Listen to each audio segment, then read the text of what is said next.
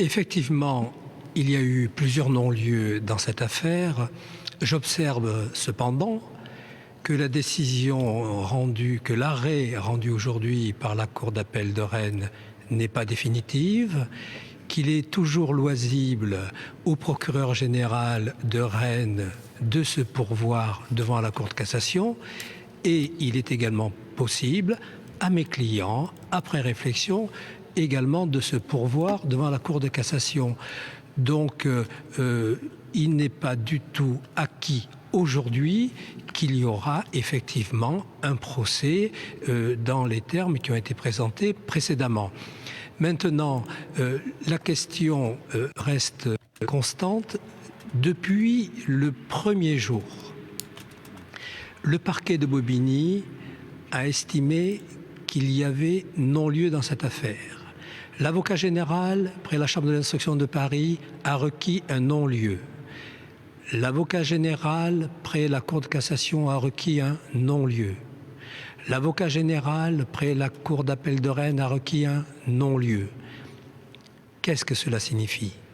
Cela signifie que si cette affaire est renvoyée devant un tribunal correctionnel, le parquet va requérir la relaxe et que donc il va y avoir un renvoi avec effectivement d'un côté un réquisitoire aux fins de relaxe et une plaidoirie de défense aux fins de relaxe.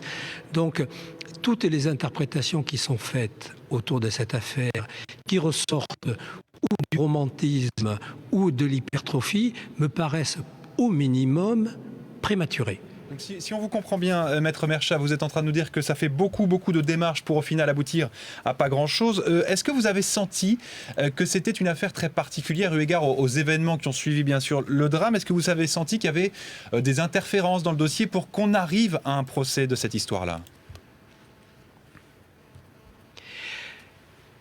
Depuis le premier jour, non seulement je l'ai constaté, mais je l'ai déploré. Je n'ai cessé de dire, pour ma part, qui me suis bien gardé de me targuer d'avoir rendu des visites à Pierre, Paul ou Jacques, je me suis toujours targué de m'occuper du dossier, rien que du dossier, que du dossier. Les événements qui ont suivi l'accident dans le site EDF de Clichy, à mon sens, sont complètement indépendantes de ce qui s'est passé.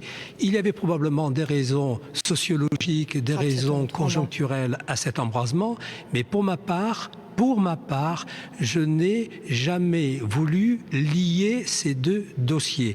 Moi, vous savez, je n'ai qu'une casquette. Je n'en ai pas deux.